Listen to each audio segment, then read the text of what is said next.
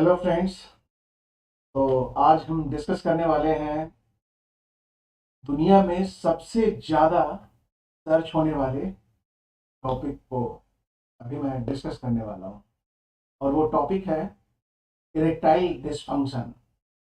तो erectile dysfunction basically होता क्या है? इरेक्टाइल डिसफंक्शन होने के बहुत से कारण हो सकते हैं, बहुत से कारण, जिसमें एक हार्ट डिसीज है, आपके हाई कोलेस्ट्रॉल के कारण से हो सकता है, हाई ब्लड प्रेशर के कारण से हो सकता है, डायबिटीज के कारण से हो सकता है, ओबेसिटी के कारण से हो सकता है, मेटाबॉलिक सिंड्रोम रहेगा तो भी हो सकता है, उसके अलावा आपका किडनी डिजीज रहता है तो भी हो सकता है।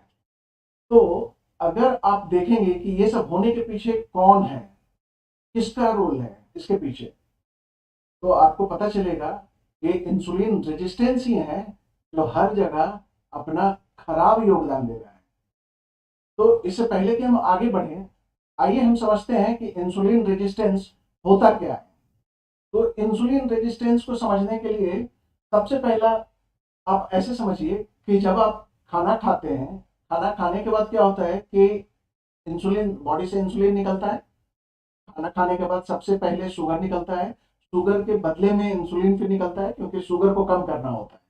और यही इंसुलिन काम करना बंद करता है, सेल इसको, सेल जो है ना वो रेजिस्ट करता है, अंदर आने नहीं देता है। इंसुलिन को जिस तरीके से फंक्शन करना चाहिए वैसे फंक्शन नहीं करता है।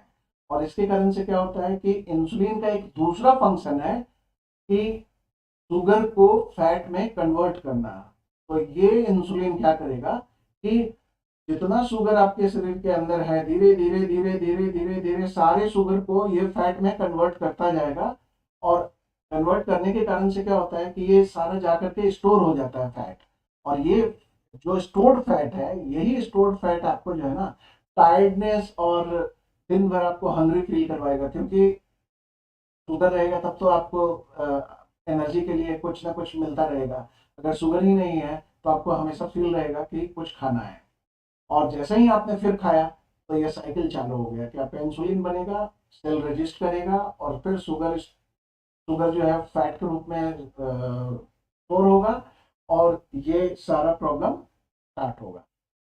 तो नेक्स्ट चीज है कि समझिए कि इंसुलिन बेसिकली रेजिस्टेंस होता है तो प्रॉब्लम क्या क्या होती है।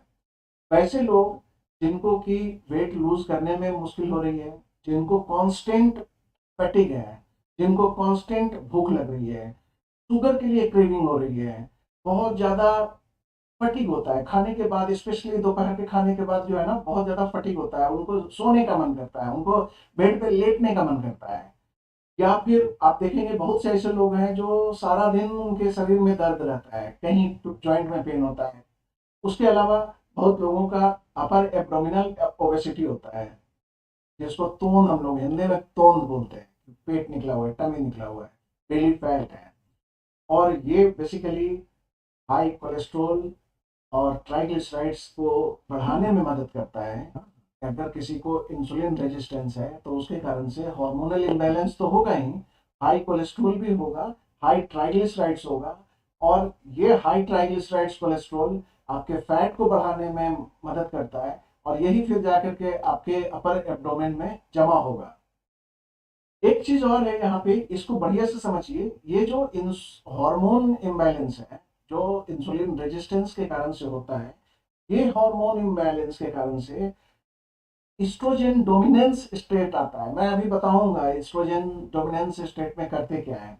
और जब एस्ट्रोजन डोमिनेंस स्टेज आता है तो उसमें क्या है ना कि आपका थायराइड का लेवल जो है ना वो बहुत ही लो होता है। ये मैंने पिछले वीडियो में भी मैंने डिस्कस किया था। तो आप अगर पिछले वीडियो में एक बार आप देखेंगे तो आपको इसके बारे में जानकारी मिल जाएगी। और वैसे मैं अभी बताऊंगा कि एस्ट्रोजन डोमिनेंस स्टेट में करते क्या है। तो एस्ट्रोजन डोमिनेंस स्टेट जब होता है तो उसके कारण से क्या है ना कि जो थायराइड का जो हमारा इनएक्टिव थायराइड हार्मोन है, मतलब T4, वो एक्टिव थायराइड हार्मोन मतलब T3 में कन्वर्ट होने में बहुत मुश्किल होती है, वो नहीं हो पाता है। जिसके कारण से अगर थायराइड कम हो गया तो उसके कारण से फैट स्टोरेज में वो हेल्प करता है। थायराइड अगर बढ़िया रहेगा, ठीक रहेगा थायराइड हार्मोन, तो फैट स्टोरेज नहीं होगा, लेकिन अगर थायराइड हार्मोन कम होगा तो फैट स्टोरेज होगा। इसी कारण से आप देखते होंगे कि वैसे सारे लोग जिनका कि हाइपोथायरॉयडिज्म है, थायराइड की कमी है, वैसे सारे लोग मोटे होते चले जाते हैं। एक दूसरा कंडीशन है कि हार्मोन इम्बैलेंस होता है, तो उसके कारण से पॉलीसिस्टिक ओवेरियन सिंड्रोम होता है। तो ये सब एक पूरा बेसिक डिस्कशन है जो आप लोगों को आइडियली जानना चाहिए। अब नेक्स्ट है कि ये इंसुलिन रेजिस्टेंस आखिर करता क्या है, कैसे हम समझेंगे कि ये हार्ट डिजीज से भी एसोसिएटेड है, हाई कोलेस्ट्रॉल से भी एसोसिएटेड है, हाई ब्लड शुगर से भी एसोसिएटेड है, कैसे समझेंगे। तो ये करता क्या है, ये बेसिकली जो खून की नली है, खून की नली के अंदर एक इंडोथेलियल लाइनिंग होती है, उसको ये खराब कर देता है, जिसके कारण से क्या होता है ना कि उसमें सर्कुलेशन ठीक से नहीं हो पाता है, और यही सर्कुलेशन नहीं ठीक से होने के कारण से आपका इरेक्टाइल डिस्फंक्शन होता है। आप लोगों को पता होगा कि पेनिस, एक्चुअली पेनिस है क्या, पेनिस एक मांस का टुकड़ा है और कुछ नहीं। पेनिस अपने ओरिजिनल पेनिस वाले स्टेट में तब आता है जब उसमें ब्लड फ्लो होता है, और ब्लड फ्लो करता कौन है, ब्लड फ्लो टेस्टोस्टेरोन करवाता है। तो जब भी इरेक्टाइल डिस्फंक्शन अगर किसी को है, तो एक जो सबसे बेसिक चीज समझना है कि ये कि उसके शरीर के अंदर, उसके पेनिस के अंदर ब्लड सर्कुलेशन की कमी हो गई है। अगर ब्लड सर्कुलेशन होता भी है तो बहुत छोटे से मात्रा में और बहुत ही कम टाइम में वो फिर से सर्कुलेशन वापस नॉर्मल आ जाता है। और ये प्रॉब्लम इंसुलिन रेजिस्टेंस के कारण हो रहा है। इसके ट्रीटमेंट के लिए सबसे ज्यादा जरूरी है कि आप टेस्टोस्टेरोन का मात्रा बढ़ाइए, और टेस्टोस्टेरोन का मात्रा बढ़ाने के लिए सबसे ज्यादा जरूरी है कि आप कुछ ऐसे पॉइंट्स हैं जिसको आपको हमेशा ब्रेन में रखना चाहिए, जैसे पान, बीड़ी, सिगरेट, तंबाकू, शराब। बाकी मोहब्बत का नशा आप रखिए, लेकिन पान, बीड़ी, सिगरेट, तंबाकू, शराब ये सब का नशा बिल्कुल बंद कर दीजिए। इसके अलावा मीठा बिल्कुल नहीं खाना है। चीनी, गुड़, हनी, रावा, भूरा, खांड, मिश्री, बहुत तरीके के मिठाई इस तरीके के होते हैं, सब कुछ बंद कीजिए। वैसा कोई भी प्रोडक्ट जिसमें आपका ये मीठा आइटम यूज हुआ है ना, उसको मिनिमम लीजिए, बिल्कुल ना ले तो सबसे बढ़िया है। और सबसे इंपॉर्टेंट है कि आपको अगर इरेक्टाइल डिस्फंक्शन की प्रॉब्लम है तो सोया प्रोडक्ट्स जरूर से आप जो है ना अवॉइड कीजिए। और इसके बाद है एक कॉर्टिसोल। कॉर्टिसोल हमारे शरीर में एक हार्मोन है जो निकलता है। तो कॉर्टिसोल की मात्रा को बेसिकली कम करके रखने से आपका इरेक्टाइल डिस्फंक्शन में बहुत हेल्प करता है। तो कॉर्टिसोल को कैसे कम करते हैं ये हम अभी देखेंगे आगे, इसके बारे में आगे हम डिस्कस करते हैं। तो जैसा हम अभी देखें कि इरेक्टाइल डिस्फंक्शन होने में लाइफस्टाइल का बहुत बड़ा योगदान होता है। तो सबसे पहले समझते हैं कि अच्छे लाइफस्टाइल से इसको कैसे ठीक करेंगे। लेकिन उसके पहले एक इम्पॉर्टेंट चीज है, वो है कि कुछ फूड है जिसको मैं बताना चाहता हूँ कि ये वैसे फूड है जिसमें एफ्रोडीसियक इफेक्ट होता है। मतलब ये जो है ना सेक्सुअल डिजायर को बढ़ाते हैं। तो अपने डाइट में ऐसे फूड को अगर आप शामिल करते हैं तो आपका नो डाउट कि आपका इरेक्टाइल डिस्फंक्शन में बहुत हेल्प होगा। और आप पेन पेपर लेकर बढ़िया से आप नोट कीजिए, अच्छा रहेगा, क्योंकि इतना डिटेल डिस्क्रिप्शन आपको कहीं नहीं मिलेगा। ये मैंने बहुत मेहनत करके आप लोगों के लिए निकाला है। तो सबसे पहला फूड है वो है पिस्ता। तो पिस्ता करता क्या है, पिस्ता में बेसिकली आर्जिनिन होता है, और आर्जिनिन जो है वो नाइट्रिक ऑक्साइड के लेवल को बढ़ाता है, जिसके कारण से जो टेस्ट, जो हमारा पेनिस के अंदर जो है ना वो ब्लड का फ्लो बढ़ जाता है। दूसरा है, पिस्ता के अंदर सेलेनियम होता है जो टेस्टोस्टेरोन को लेवल को डायरेक्टली बढ़ाता है। दूसरा फूड है वो है ऑयस्टर्स। ऑयस्टर्स में चार चीज बहुत इंपॉर्टेंट है। पहला है जिंक, दूसरा है कॉपर, तीसरा है सेलेनियम, चौथा है डोपामिन। तो जिंक टेस्टोस्टेरोन को लेवल को बढ़ाता है, स्पर्म के प्रोडक्शन को भी बढ़ाता है। कॉपर टेस्टोस्टेरोन के लेवल को बढ़ाता है। सेलेनियम टेस्टोस्टेरोन के लेवल को बढ़ाता है। और एक दूसरा जो है वो है डोपामिन। डोपामिन जो है ना वो डिजायर को इंक्रीज करता है, आपके सेक्सुअल डिजायर को इंक्रीज करता है। और सेम सेम प्रॉपर्टी है आपका जिनसेंग का। आपने नाम सुना होगा जिनसेंग। ये सेक्सुअल डिजायर को बढ़ाता है और सेक्सुअल परफॉर्मेंस में बहुत हेल्प करता है।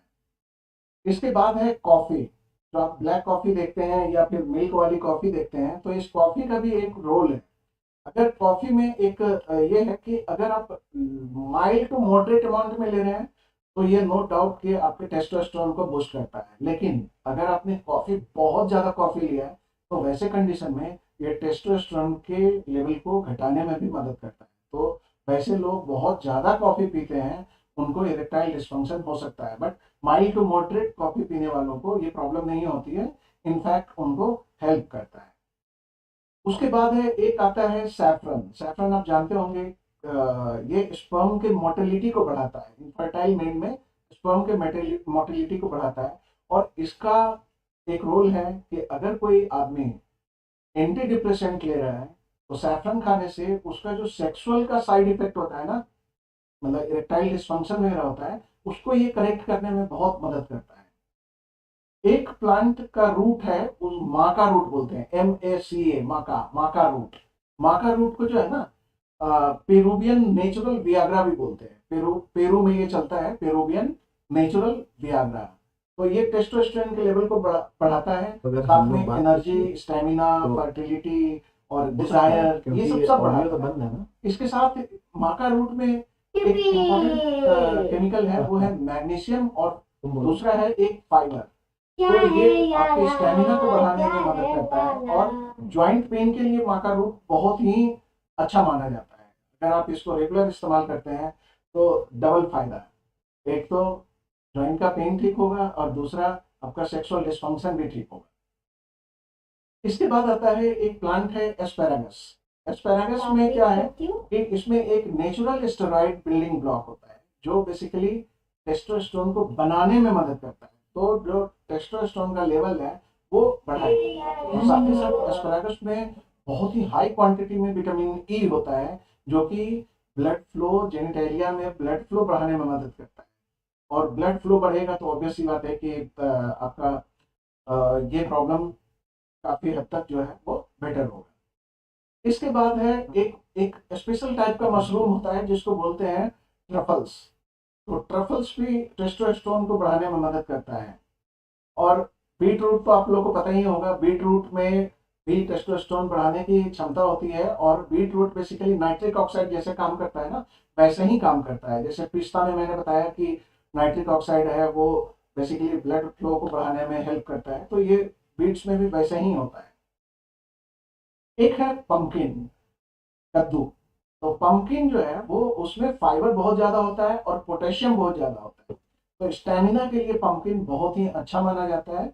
और इसके अंदर मैग्नीशियम जो होता है, तो मैग्नीशियम बेसिकली नर्व एंडिंग को हेल्प करता है नॉर्मल होने के लिए, मसल को नॉर्मल होने के लिए मदद करता है। तो आप जब एक्सरसाइज करते हैं, आप जब इरेक्टाइल डिस्फंक्शन में मस्कुलर अगर डिफॉर्मिटी कुछ हो रखी है, मस्कुलर अगर कोई प्रॉब्लम है, तो वहां पे पंपकिन खाने से काफी हेल्प करेगा। नेक्स्ट आते हैं, एक प्लांट है जिसको बोलते हैं सेलेरी। तो सेलेरी में एंड्रोस्टेरॉन होता है। एंड्रोस्टेरॉन जो कि मेल फिरोमोन माना जाता है। फिरोमोन का मतलब होता है एक ऐसा केमिकल जिसके पीछे कुछ अट्रैक्ट हो। तो जैसे चींटी के पीछे जो है ना, जो मेल चींटी होता है, उसके पीछे फीमेल वाली चींटी जो है ना, वो अट्रैक्ट कैसे होती है, क्योंकि वो उसके अंदर से एक फिरोमोन निकलता है, वो जहां जहां जाता है ना, तो उसके पीछे पीछे बाकी के चींटी जो है ना, उसके पीछे पीछे चलने लग जाते हैं, क्योंकि वही फिरोमोन जो है ना, वो स्मेल कर लेता है दूसरा चींटी। तो सैलरी में के अंदर जो है ना, वही एंड्रोस्टेरोन है, जो मेल फिरोमोन का काम करता है। और मेल इसके कारण से बहुत ही अट्रैक्टिव दिखता है। तो जो सेलेरी का जूस पीते हैं, जो सेलेरी का इस्तेमाल करते हैं, उनको इसका फायदा होगा। उसके बाद है गार्लिक।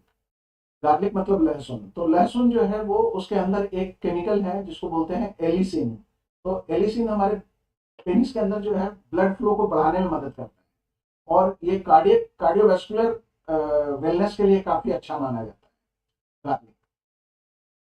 इसके बाद है, आप लोग नाम जानते होंगे, चिलगोजा। पाइन नट्स के नाम से जानते हैं। इसमें जिंक बहुत अच्छे क्वांटिटी में होता है, और जिंक जो है वो डिजायर को बढ़ाने में मदद करता है। और इसके बाद है एप्पल है, हॉट चिलीज है, फिग्स है, एवोकाडो है, बनाना है, चॉकलेट है, अनार है, रेड वाइन है, सैलमन है, आलमंड है, वॉलनट्स है, वनीला है, तरबूज है, हनी है, स्ट्रॉबेरी है। ये सब सब कहीं ना कहीं सेक्सुअल डिजायर को बढ़ाने में मदद करता है, और कहीं ना कहीं ये आपके टेस्टोस्टेरोन लेवल को बढ़ाने में मदद करता है। लेकिन दो ऐसे प्रोडक्ट का मैं नाम बताऊंगा जो जिससे एफ्रोडिसियक इफेक्ट नहीं होता है, जो कभी भी सेक्सुअल डिजायर को नहीं बढ़ाता है, सेक्स में किसी भी तरीके से हेल्प नहीं करता है। पहला है माइक्रोवेव, जो पॉपकॉर्न आपको सिनेमा हॉल में मिलता है, जो आप बैठ के आराम से खाते हैं गर्लफ्रेंड के साथ और अपने नियर एंड डियर वन के साथ। तो बेसिकली अगर आप ये सोचते हैं कि जो पॉपकॉर्न है, पॉपकॉर्न खाने से प्यार बढ़ेगा, तो आपकी जानकारी के लिए मैं बता दूं कि पॉपकॉर्न का जो डब्बा होता है उसके अंदर जो कोटिंग होती है ना, वो कोटिंग बेसिकली जो है ना पॉपकॉर्न के साथ मिक्स होता है, और वो बहुत ही पेंटेड कोटिंग होती है। और वो कोटिंग बेसिकली स्पर्म काउंट को घटाने में मदद घटाता है। तो कभी भी अगर सिनेमा हॉल जा रहे हैं तो बेटर है कि उसका जो डब्बा है उसमें ना लेकर के आप किसी और वैसे नॉर्मल पेपर में आप ले सकते हैं, वो ज़्यादा अच्छा होगा। जो कोटेड एक पूरा गत्ते का बना हुआ होता है ना, जो बहुत ही खूबसूरत सा पेंटिंग वेंटिंग किया रहता है, अंदर बेसिकली उसके अंदर जो है ना लेड भरा हुआ होता है, अंदर उसके अंदर इतना कोटिंग होता है कि आप देखोगे तो आप हैरान हो जाओगे। नेकेड आई से दिखता नहीं है, लेकिन जब आप उसका एनालिसिस करोगे तो आपको पता चलेगा। इसके बाद है मिल्क और चीज। अगर आप इरेक्टाइल डिसफंक्शन को ट्रीट करना चाह रहे हो तो मिल्क और चीज से थोड़ा सा आपको जो है ना वो सावधानी बरतनी है। क्यों? कि अगर ये सिंथेटिक हार्मोन वाला मिल्क है और सिंथेटिक हार्मोन से वाले मिल्क से बना हुआ चीज है, तो ये निश्चित रूप से आपके एस्ट्रोजन के लेवल को ऊपर करेगा और टेस्टोस्टेरोन के लेवल को नीचे करेगा। तो कहीं भी वैसा जगह जहाँ पर टेस्टोस्टेरोन कम हो रहा है और एस्ट्रोजन का लेवल बहुत हाई हो रहा है, आप मान के चलो कि वैसे कंडीशन में इरेक्टाइल डिसफंक्शन होना ही होना है। अब हम बात करते हैं आगे की टेस्टोस्टेरोन को बूस्ट कैसे कर सकते हैं। आखिर कौन सा ऐसा टेक्निक है जिससे टेस्टोस्टेरोन के लेवल को हम बूस्ट करेंगे। तो नॉर्मली क्या होता है ना कि कोलेस्ट्रॉल को हम हमारे कम्युनिटी में कोलेस्ट्रॉल को जो है ना बहुत ही गंदी नज़रों से देखा जाता है कि ये बहुत ही खराब है। लेकिन मुझे मुझे ऐसा लगता है कि थोड़ा कोलेस्ट्रॉल तो शरीर में होना चाहिए। अगर नहीं होगा तो कोलेस्ट्रॉल का स्केलेटन से ही टेस्टोस्टेरोन बनता है, तो वो टेस्टोस्टेरोन तो बन ही नहीं पाएगा। और हाँ, ये अच्छी बात है कि आप अगर वो कोलेस्ट्रॉल आप अच्छे फैट से अगर आप पूरा करते हैं तो नो डाउट कि आपको जो है ना वो परेशानी कम होगी। लेकिन टेस्टोस्टेरोन के लेवल को बढ़ाने के लिए आपको कोलेस्ट्रॉल की जरूरत है। कोलेस्ट्रॉल का स्केलेटन ही नया हार्मोन बनाता है। दूसरा चीज है बूस्ट करने के लिए कि प्रोटीन को सही मात्रा में शरीर के अंदर पहुंचाना। वैसे लोग आप देखे होंगे, अगर आपको इरेक्टाइल डिस्फंक्शन की प्रॉब्लम है तो आप सबसे पहले चेक कीजिए कहीं आप शाकाहारी तो नहीं है। अगर आप शाकाहारी हैं तो इरेक्टाइल डिस्फंक्शन आपको हो सकता है। क्यों? क्योंकि आपका जो ओवरऑल प्रोटीन की मात्रा शरीर के अंदर जा रही है फूड से, वो बहुत ही कम है। और मैक्सिमम जितने भी शाकाहारी लोग हैं या फिर वैसे लोग जो बहुत ही कंजर्वेटिव तरीके से सोचते हैं, उनको जिम वाला प्रोटीन और प्रोटीन का डब्बा ये सब जो है ना देख करके उनको ऐसी एक फीलिंग अंदर से एक ऐसी फीलिंग होती है कि मतलब वो इसको यूज नहीं कर पाएंगे या ये सही नहीं है, ये किडनी को डैमेज कर देगा। ऐसी बात नहीं है। अगर आप प्रोटीन नहीं ले रहे हो तो प्रोटीन का कोई ना कोई सोर्स तो आपको लेना पड़ेगा ही ना। तो ऐसे जितने भी प्रोटीन है जिसमें कार्बोहाइड्रेट मिक्स है, वो प्रोटीन आपको हेल्प नहीं करने वाला है, क्योंकि कार्बोहाइड्रेट तो मैं पहले ही बोल रहा हूँ कि आपको कम से कम इस्तेमाल करना है। तो अगर आप प्रोटीन इस्तेमाल करना चाहते हो तो आपको हर हाल में वे प्रोटीन लेना पड़ेगा। अगर आप वे प्रोटीन लेते हो तभी जाकर के आपका सॉल्यूशन मिलेगा, अदरवाइज सॉल्यूशन नहीं मिलने वाला। और नहीं तो अगला आप जो कर सकते हो, प्रोटीन आप कार्बो से पनीर से आप पूरा कर सकते हो, प्रोटीन आप राजमा से पूरा कर सकते हो। सोया प्रोडक्ट मैंने बोला मना कर किया इसके लिए खाने के लिए कि सोया प्रोडक्ट आप मत लेना अगर इरेक्टाइल डिस्फंक्शन है तो। और इसके अलावा आप प्रोटीन नॉर्मल पी प्रोटीन आता है, वे प्रोटीन आता है, वे आइसोलेट आता है, बहुत तरीके का प्रोटीन है। आप जो है ना इस पे मेरे ब्लॉग में अगर आप मेरे वेबसाइट पे जाएंगे तो आपको काफ़ी अच्छे से डिस्क्रिप्शन मिल जाएगा कि किस तरीके का प्रोटीन कैसा आपको लेना चाहिए। और मेरे वेबसाइट का डिस्क्रिप्शन बहुत ही ईजी है, आप अपना नीचे लिंक में मैं दे दे रहा हूँ इसमें डिस्क्रिप्शन में।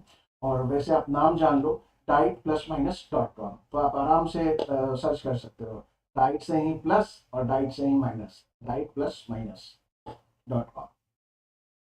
तो इसके बाद प्रोटीन आपने पूरा कर लिया। प्रोटीन पूरा करने के बाद आपको अब क्या करना है, आपको लो कार्बोहाइड्रेट डाइट का इस्तेमाल करना है। अगर आप बहुत ज़्यादा कार्बोहाइड्रेट ले रहे हो, जो कि वेजिटेरियन लोग लेते रहते हैं, वेजिटेरियन के खाने में लगभग 60, 70, 80% तक कार्बोहाइड्रेट होता है और प्रोटीन बहुत ही कम होता है। और वैसे लोगों को जो वेजिटेरियन है उनको 1 चम्मच घी दे दो ना, तो वो तो उनको हार्ट फेल हो जाएगा। उनको ऐसा फील होता है कि इतना घी खाएंगे तब तो फिर हम गए। 1 चम्मच घी में कुछ नहीं होता है, बढ़िया से फैट खाइए। फैट नहीं लेंगे तो आपके शरीर में फैट के कारण से जो शरीर में फायदा हो रहा है वो फायदे से आप वंचित रह जाएंगे, जिसमें एक बहुत जरूरी है कि अगर आप फैट नहीं लेंगे तो फैट सोल्यूबल विटामिन कहाँ से आप एब्जॉर्ब कर पाएंगे। फैट सोल्यूबल विटामिन आपको पता है ना, vitamin A, vitamin D, vitamin E, vitamin के, इसका एब्जॉर्प्शन नहीं होगा तो इसके साइड इफेक्ट आपको दिखने शुरू हो जाएंगे। तो क्यों ना हम फैट को, नो डाउट हेल्दी फैट को लेने की बात चल रही है, तो क्यों ना हम हेल्दी फैट को जो है ना अपने डाइट में शामिल करें और कार्बोहाइड्रेट लो रखें। ठीक है, प्रोटीन मॉडरेट क्वांटिटी में प्रोटीन लीजिए। अब प्रोटीन का मतलब ये नहीं है कि पता चला कि सुबह में भी 4 स्कूप ले रहे हैं, दोपहर में भी 4 स्कूप ले रहे हैं और रात में भी 4 स्कूप ले रहे हैं, तो ऐसा मैं रिकमेंड नहीं करता हूँ। प्रोटीन का जो रिकमेंडेशन होता है वो होता है 1 ग्राम पर केजी बॉडी वेट, जस्ट आपके वेट को मेंटेन करने के लिए। और अगर आप वेट लॉस की तरफ आप सोच रहे हैं तो इससे आप 1.2 1.5 तक आप जा सकते हैं।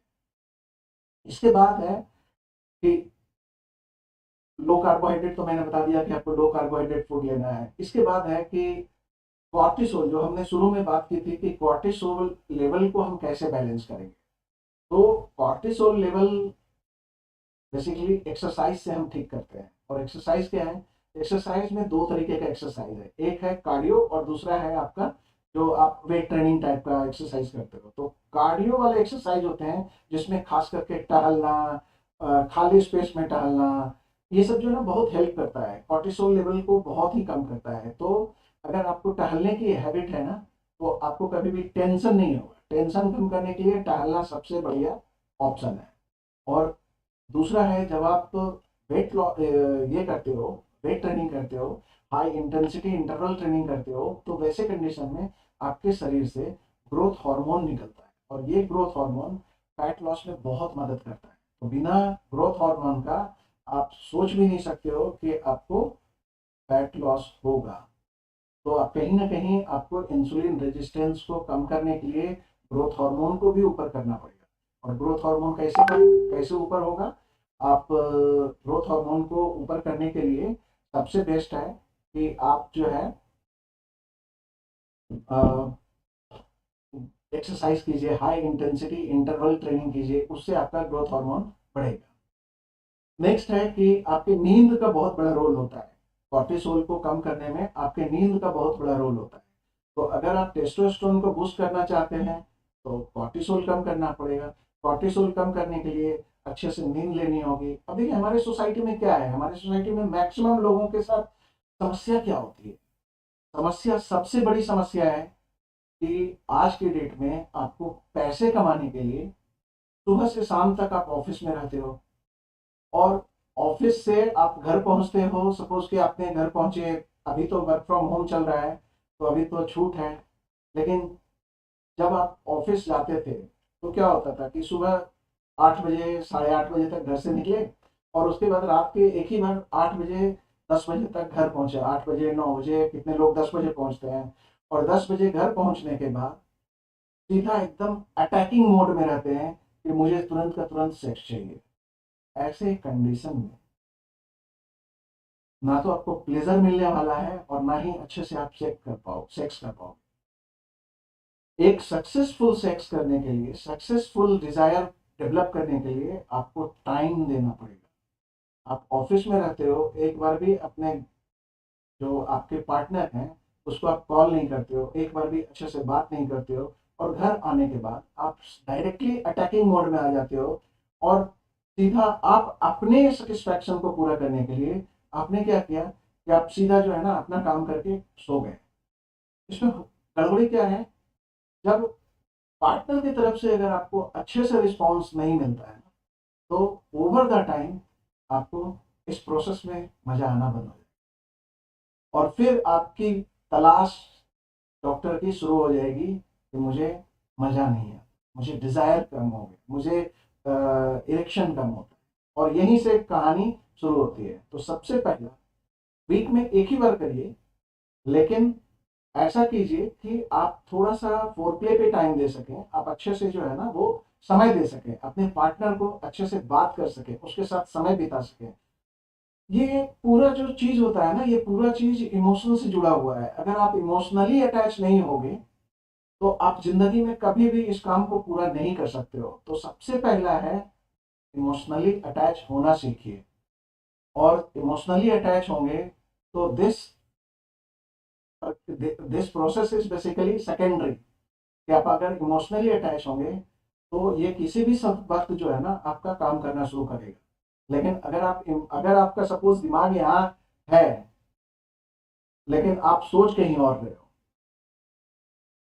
ऑब्वियसली आप नहीं कर पाओगे, कुछ भी नहीं कर पाओगे, क्योंकि जब इरेक्शन होता है तो आपको यहाँ से सोचना भी तो पड़ेगा ना, तभी तो इरेक्शन, उसमें ब्लड तभी तो फ्लो होगा, एस्ट्रोजन का लेवल आप तभी तो इंक्रीज कर पाओगे, तभी तो वो फ्लो आप बढ़ा पाओगे। आप काम इधर कर रहे हो और सोच कहीं और रहे हो कि ऑफिस में उसका आज उसका आज पैसा नहीं आया, उसको कल टारगेट पूरा करके देना है, और इधर आप जो है ना ऊपर हो। क्या होगा अल्टीमेटली, सारा कुछ गड़बड़ होगा। तो मेरा मानना ये है कि वीक में एक बार करो, लेकिन अच्छे से करो, टाइम लेके करो, जिसमें कि आपको कभी भी डिप्रेशन डेवलप ना हो। और अगर डिप्रेशन डेवलप हुआ तो ये फिर से फ्लो को कम कर देगा। डिप्रेशन एक अलग तरीके का प्रॉब्लम है जिसमें पेनिस में फ्लो कम हो जाता है, तो एस्ट्रोजन के लेवल को भी वो कमा देता है। इसके बाद है इन अगर आपको अगर आपको एस्ट्रोजन के लेवल को कम करना है, अभी तक हम टेस्टोस्टेरोन की बात कर रहे थे, अब हम बात करते हैं कि एस्ट्रोजन को हम क्या करेंगे। तो एस्ट्रोजन के लेवल को कम करने के लिए आपको करना होगा, आप इंसुलिन रेजिस्टेंस को टारगेट कीजिए। आप अगर इंसुलिन रेजिस्टेंस है आपको, तो आप इंसुलिन रेजिस्टेंस को टारगेट कीजिए। और इंसुलिन रेजिस्टेंस को पहचानने के लिए मैंने अभी बताया था आप कैसे पहचानोगे। ये प्रोसेस है पहचानने का कि बार बार खाने के बाद भूख लगना, दिन भर थका हुआ होना, वेट लूज होने में मुश्किल होना, शुगर की क्रेविंग हमेशा रहती है, आप जो है ना खाना खाने के बाद दोपहर में खास करके सोने का मन करता है, हमेशा आपका जो है ना वो थका थका सा फील होता है। तो ये सब समस्या है जहाँ पर कि आपको ये सब ठीक करना पड़ेगा। आप इससे पहचान सकते हैं कि आपको इंसुलिन रेजिस्टेंस है। और अगर आपको मोटापा है तो आप मान के चलो कि आपको इंसुलिन रेजिस्टेंस है, इसमें पहचानने की कोई जरूरत नहीं, आपका इंसुलिन रेजिस्टेंस होगा 100%। तो अगर आप इंसुलिन रेजिस्टेंस को कम करना चाहते हैं, तो इंसुलिन रेजिस्टेंस को कम करने के लिए जो मैंने अभी आपको टेक्निक बताया कि, एक मिनट, कि इंसुलिन रेजिस्टेंस को ठीक करने के लिए सबसे पहला है कि जितने भी वैसे सोया प्रोडक्ट्स को कम खाइए, वेट अपना रिड्यूस कीजिए, आप कोशिश करिए कि मीठा ना खाएं, प्रोटीन अच्छे क्वांटिटी में खाएं, गुड फैट लें, तो इससे इंसुलिन रेजिस्टेंस बेटर होगा। लेकिन अगर एक चीज़ अगर कुछ बोला जाए, तो अगर अगर आप हेल्दी तरीके से वेट लूज करते हैं ना, लो कैलोरी लेकर के नहीं, खाली पेट रह के नहीं, वो हर एक 2-2 घंटे पे जो फूड खाने का जो प्रचलन है ना, उससे भी नहीं होगा। आपको हर हाल में मील, आइधर 2 मील लीजिए नहीं तो 3 मील लीजिए, इससे ज़्यादा मील मत लीजिए, नहीं तो इंसुलिन रेजिस्टेंस कभी ठीक नहीं होगा। अब हम बात करते हैं कि एस्ट्रोजन लेवल को कैसे कम करेंगे। तो आप एस्ट्रोजन लेवल को कम करने के लिए इंसुलिन रेजिस्टेंस को टारगेट कीजिए, और इंसुलिन रेजिस्टेंस को टारगेट कीजिएगा तो साथ साथ जो है ना आपका लीवर भी टारगेट होगा, कोलेस्ट्रॉल भी टारगेट होगा, डायबिटीज़ भी टारगेट होगा, प्री डायबिटीज़ भी टारगेट होगा, ये सब सब बेटर होगा। सोया प्रोडक्ट कम से कम खाइए। केमिकली ट्रीटेड जो भी प्रोडक्ट है ना मार्केट में, आप देख लो, आपको समझ में आएगा कि ये केमिकल इसमें जो है ना। अब जैसे बहुत से ऐसे प्रोडक्ट्स हैं जो आजकल आप देखते होंगे, मैं अभी बीच में एक वीडियो देख रहा था जिसमें एक सूखा हुआ पत्ता प्लांट को, पत्ते वाले प्लांट को बिल्कुल जो है ना वो एक केमिकल में डाला और वो बिल्कुल हरा भरा ग्रीन ग्रीन हो गया। पता नहीं कौन सा केमिकल यूज़ किया है, मैं इसको पता लगाने के लिए मैंने बहुत कोशिश की, मुझे पता नहीं चला। बट मैं अगले देखता हूँ कि उसमें क्या यूज़ किया है जिसके कारण से वो बिल्कुल हरा हो गया। अब बताओ, जो आदमी उस प्लांट को खाएगा वो तो ग्रीन ग्रीन देख करके खाएगा, लेकिन उसके साथ साथ उसके साथ जो है ना केमिकली ट्रीटेड प्रोडक्ट्स है वो, तो केमिकल भी जाएगा तो शरीर में निश्चित रूप से नुकसान करेगा, लीवर को डैमेज करेगा, पता नहीं क्या क्या करेगा। वो तो जब उसके बारे में पता चलेगा तो मैं बताऊंगा जरूर से लोगों को। इसके बाद है कि और क्या कर सकते हैं। अगर इंसुलिन रेजिस्टेंस को अगर हम टारगेट करना चाहते हैं तो और क्या कर सकते हैं।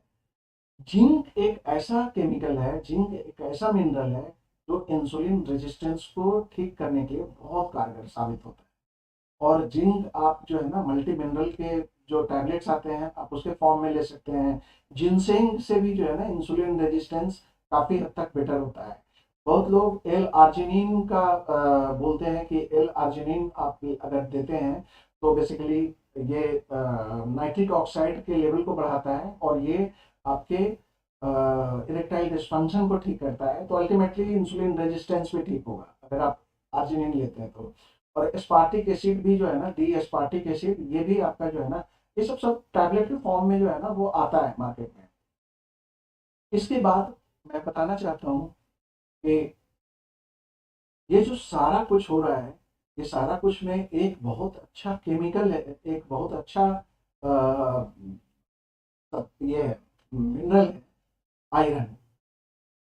अगर आप अच्छे से खाना खा रहे हैं, आपका वजन कम है, आपको कम कैलोरी लेने की जरूरत नहीं हो रही है, कम कार्बोहाइड्रेट लेने की जरूरत नहीं हो रही है, आपका खाना बिल्कुल नॉर्मल मेंटेनेंस वाला डाइट चल रहा है, तो ऊपर से आयरन कभी मत लीजिए। अगर आप ऊपर से आयरन लेंगे, ये आयरन जो है वो टेस्टोस्टेरोन के लेवल को सप्रेस कर देता है।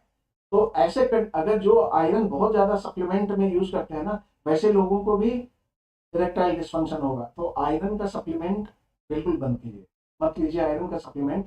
अगर आपको अनीमिया नहीं है तो, अगर अनीमिया है आप डॉक्टर से मिलिए, प्रॉपर तरीके से उसका इवेल्युएशन होगा, कितने दिन की जरूरत है उतने दिन एटलीस्ट आपको आयरन लेना होगा। लेकिन इन्फिनिटी टाइम के लिए आयरन, जैसे बहुत लोग कहते हैं ना कि डॉक्टर आप मुझे एक जो है ना मल्टी मिनरल लिख दो, आप एक जो है वो मल्टी विटामिन लिख दो, मैं ठीक से खाना नहीं खाता हूँ तो मैं सोचता हूँ कि प्रॉपर जो है ना खाना नहीं होता है, तो क्यों ना मल्टी विटामिन ले लिया जाए तो उससे ठीक हो जाएंगे। मुझे लगता है कि ये प्रॉब्लम सॉल्व नहीं होगा। आप सप्लीमेंट तभी लो, सप्लीमेंट तभी लो जब आपकी रिक्वायरमेंट है। ऐसे सिर्फ इस कारण से आप सप्लीमेंट ले रहे हो कि आपको ताकत मिलेगा, यू आर रॉन्ग। ऐसा नहीं होगा।